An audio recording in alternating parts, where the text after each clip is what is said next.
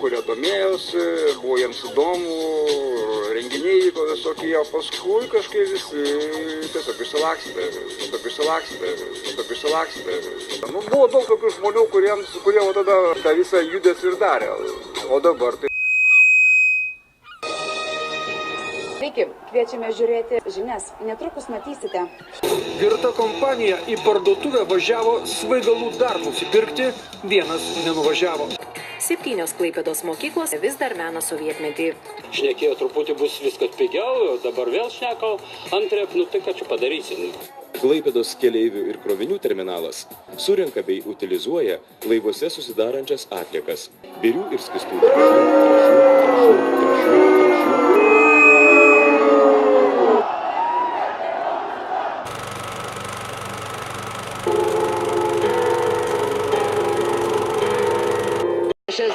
Prasideda prieš paskutinę, 4 kėlinio minutę. Kamuolys lietuvių ir Jonas Kazlauskas rodo ragus. +4 Lietuva.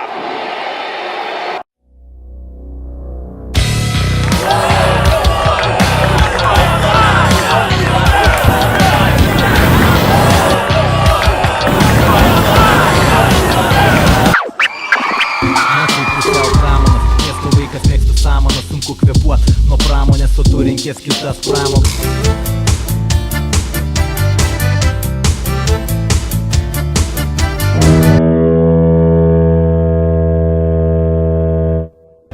Ir būt gerai, tokiai gerai, kad jau net pavargau.